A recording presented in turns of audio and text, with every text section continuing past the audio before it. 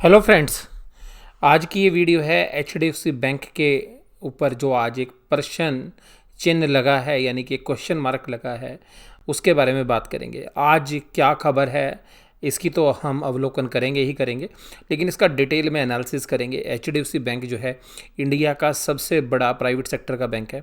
सारे बैंकों के अंदर सबसे बड़ी मार्केट कैपिटलाइजेशन है इसकी, और एसबीआई के मुकाबले में भी जो है ये बड़ा बैंक है अगर मार्केट कैपिटलाइजेशन की अगर आप बात करेंगे तो। एचडीएफसी बैंक में क्या लगा है प्रश्न चिन्ह, इसके बारे में देखिएगा। हम न्यूज़ रिपोर्ट पर नहीं जा रहे हैं, हम बात कर रहे हैं जो उन्होंने एक्सचेंजेस को इन्फॉर्म किया है। तो देखिएगा, ये एक्सचेंजेस को आज इन्फॉर्म किया एचडीएफसी बैंक ने, और क्या इन्फॉर्म किया है इसको ध्यान से समझिएगा। उन्होंने इन्फॉर्म किया है, pursuant to the regulation to wish inform that the Reserve Bank of India issued an order. क्या किया है, एक ऑर्डर इशू कर दिया है, एक ऑर्डर इशू कर दिया गया है। और ऑर्डर किससे संबंधित है?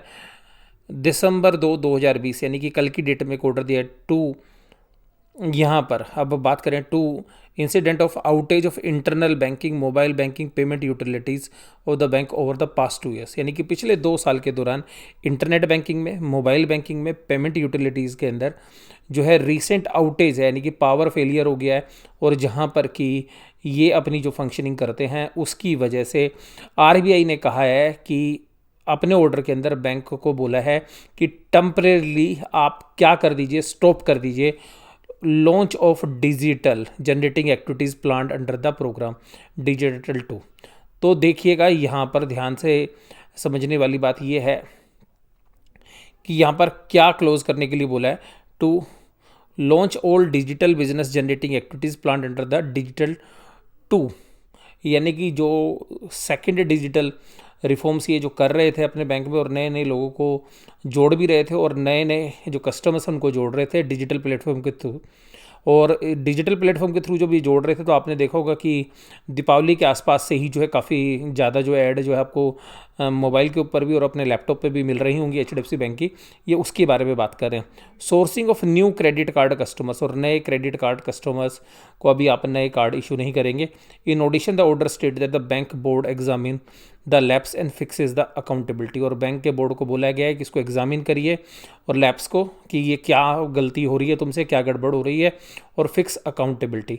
देखिएगा, इससे पहले भी एक जो इनके जो पिछले साल जो है एक ट्रांसपोर्ट से रिलेटेड जो ये फाइनेंस करते हैं उससे रिलेटेड कुछ इश्यूज भी इंटरनली जो है देखने के लिए मिले थे।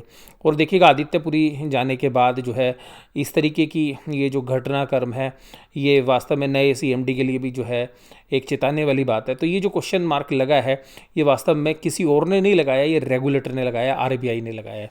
आरबीआई ने कहा है कि देखिएगा कि यहाँ पे आपका जो सिस्टम है उसमें जो पावर फेलियर हो रहा है, जो आउटेज हो रही है, वो जो है सीरियस है, क्योंकि जितने टाइम पर वो बंद रहता है, जो पावर फेलियर रहती है, उसके कुछ जो है नेगेटिव इम्प्लीकेशंस हो सकते हैं, कुछ जो है एडजस्टमेंट्स हो सकती हैं। क्या बैंक पीछे से कुछ जो है एडजस्टमेंट तो नहीं कर रहा है? इस वजह से जो है आरबीआई इस तरीके के एक्शन लेता है।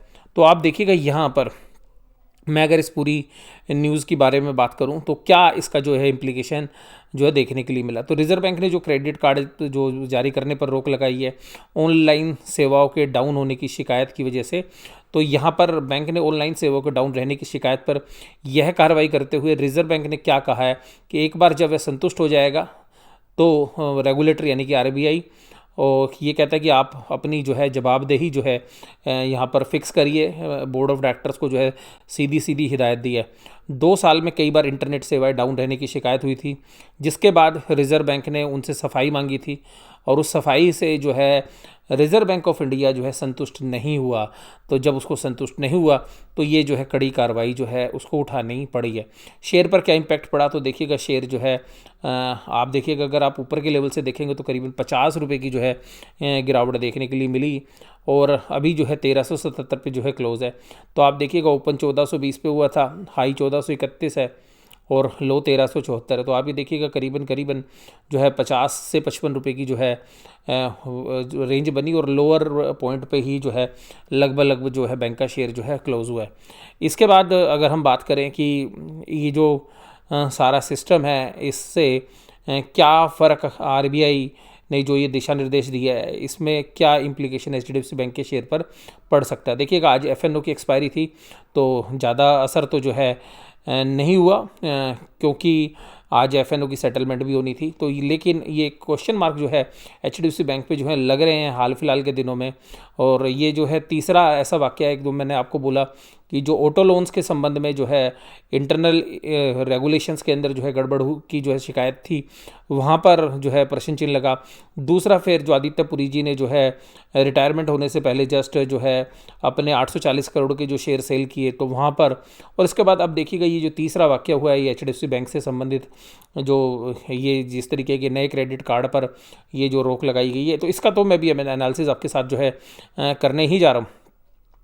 और इसके बावजूद जो है यूएस के अंदर भी एक लॉ फर्म ने जो है इनके ऊपर एक एक्शन लिया था कि जो है कॉर्पोरेट गवर्नेंस से रिलेटेड। तो एचडीएफसी बैंक के अंदर जो निवेश करने वाली जो पार्टीज़ हैं वो फॉरेन इंस्टीट्यूशनल इन्वेस्टर्स हैं, वो बड़े इन्वेस्टर्स हैं, और इस बैंक की जो है एकदम क्लीन छवि जो है रही है। और इस तरीके का ये जो घटनाक्रम है ये ना केवल जो है बैंक की कॉर्पोरेट गवर्नेंस पे के ऊपर जो है सवाल उठाता है, बल्कि जो है बैंक की जो ऑपरेशनल परफॉर्मेंस है उसके ऊपर भी सवाल उठा रहा है। और यहाँ पर इन सभी पहलुओं को ध्यान में रखते हुए, क्योंकि जो इस बैंक को वैल्यूशंस मिलती हैं वो प्रीमियम वैल्यूशंस मिलती हैं स्टॉक मार्केट के अंदर, और दिग्गज बैंक है, नंबर 1 बैंक है। आप देखिएगा निफ्टी के अंदर और बैंक निफ्टी दोनों जगह बहुत ही जबरदस्त जो है वेटेज इस शेयर के अंदर है। तो अभी जो दोनों एक्शंस जो है आरबीआई ने लिए हैं, हालांकि ये टेम्परेरीली हैं, क्योंकि जब इनकी जो है ठीक हो जाएंगे तो आरबीआई देखिएगा उसका इमीडिएट एक्शन जो है ले लेगा। लेकिन देखिएगा ये जो दोनों एक्शंस हैं ये वास्तव में जो डिजिटल प्लेटफॉर्म है ये काम आता है रिटेल लोन बुक को बढ़ाने के लिए। तो ये रिटेल के लिए जो है आप देखिएगा एक तरीके का झटका एचडीएफसी बैंक के ऊपर, हालांकि टेम्परेरी है, जैसे ये ठीक कर लेंगे तो आरबीआई जो है इसको दोबारा से ठीक कर देगा। दूसरा है जो क्रेडिट कार्ड है, तो देखिएगा क्रेडिट कार्ड जो है वो भी रिटेल लोन का ही पार्ट है, और क्रेडिट कार्ड के थ्रू ये काफ़ी लोन देते हैं, पर्सनल लोन देते हैं। तो वहाँ से जो है रेट ऑफ इंटरेस्ट ये जो 20 से 25% तक भी चार्ज करते हैं, 12-13% से लेके 25 से 30% तक जो है एचडीएफसी बैंक जो है पर्सनल लोन पे जो है चार्ज करता है इंटरेस्ट। तो यहाँ से काफ़ी अच्छी अर्निंग जो है एचडीएफसी बैंक को आती है। तो वास्तव में जो अभी फ्यूचर ग्रोथ है, यानी कि जो इमीडिएट ग्रोथ है, उसके लिए एक नेगेटिव है। और दूसरी बात जो इसकी इमेज है, एचडीएफसी बैंक की जो इमेज है एकदम इसकी जो है क्लीन इमेज जो है रही है, और इसको कॉर्पोरेट गवर्नेंस के लिए काफ़ी बेहतर माना जाता था। उस वजह से भी देखिएगा यहाँ पर इसके ऊपर जो ये उंगलियाँ उठी हैं, एचडीएफसी बैंक के ऊपर जो क्वेश्चन मार्क लगा है, जो आरबीआई ने एक्शन लिया है, तो यहाँ पर भी देखिएगा एक कहीं ना कहीं जो है एक डेफिशिएंसी या एक कमी का जो भाव है वो देखने के लिए मिलता है। इसके अलावा जो है बैंक के पिछले क्वार्टर रिजल्ट से जो है एक चीज़ और देखने के लिए मिली थी कि जो प्रोविजंस थे जो नॉन परफॉर्मिंग एसेट्स के ऊपर, वहाँ पर भी बहुत सारे लोगों ने जो है, और बहुत सारे जो फाइनेंशियल रिपोर्टर्स हैं उन्होंने ये बात रखी थी कि क्या वास्तव में कोविड के लिए जो प्रोविजंस इन्होंने बनाए वो सफिशिएंट है या नहीं है। हालांकि बैंक ने इस बार के क्वार्टर रिजल्ट्स में सारी बातें क्लियर करने की कोशिश की थी, लेकिन यहाँ पर क्योंकि जो बैंक का बिज़नेस है वो पूरा का पूरा फेथ पे चलता है, और जिस तरीके से बैंकों के अंदर जो इंसिडेंट्स हुए हैं, जैसे कि अभी आप देखिएगा लक्ष्मी विलास बैंक के अंदर की अगर बात करें, पीछे येस बैंक के जो एपिसोड था, येस बैंक को किस तरीके से गवर्नमेंट ने अपना जो फंड डाल के एसबीआई का सहारा दे के जो है बचाया।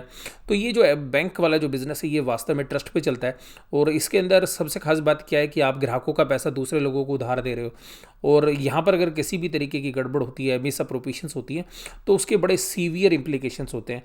तो इसीलिए आप देखिएगा जो बैंकिंग शेयर्स हैं उनको जो पी रेशोज़ हैं वो कम मिलती है। हालांकि देखिएगा जहाँ पर भी क्वालिटी के कंसर्न्स होते हैं तो पी रेशो अपने आप एडजस्ट होकर नीचे आ जाती है, लेकिन एचडीएफसी बैंक में जो है वैल्यूशंस बहुत अच्छी मिलती हैं इनको, क्योंकि बहुत अच्छी कॉर्पोरेट गवर्नेंस है।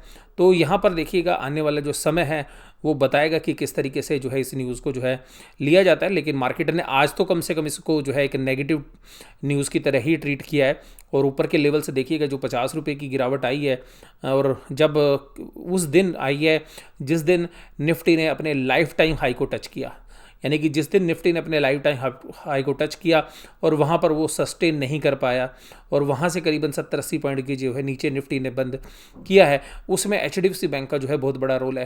क्योंकि अगर एचडीएफसी बैंक अगर प्लस में बंद होता तो आज शायद हम लाइफ टाइम की हाईएस्ट क्लोजिंग जो है दे रहे होते निफ्टी के ऊपर भी।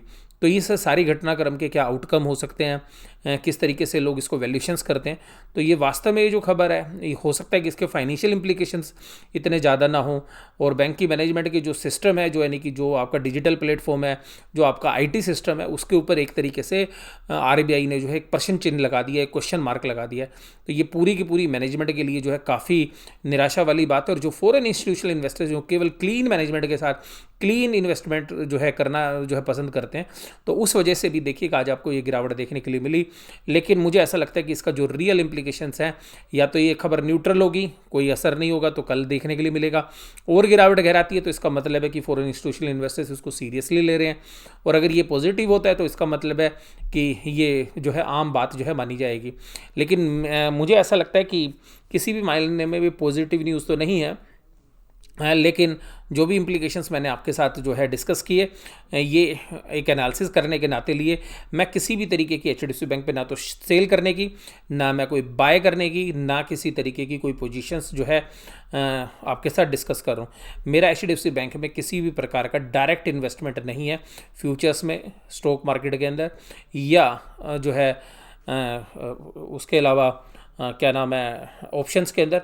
लेकिन कुछ जो पोजीशंस हैं जो मेरे इंडेक्स के अंदर, जो मेरी इन्वेस्टमेंट्स हैं या इंडेक्स फंड्स के अंदर, तो वहाँ पर मेरा डायरेक्टली इनडायरेक्टली, या जो मेरी ट्रेडिंग पोजीशंस हैं other than HDFC bank, Nifty के अंदर या जो बाकी इंस्ट्रूमेंट्स हैं वहाँ पर हो सकती हैं।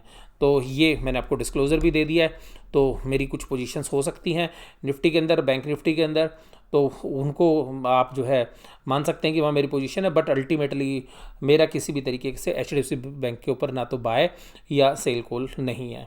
तो मैं अपनी वीडियो जो है यहीं पर समाप्त करता हूँ। वीडियो आपको कैसी लगी ज़रूर से ज़रूर मुझे बताइएगा। वीडियो देखने के लिए धन्यवाद। Thank you very much.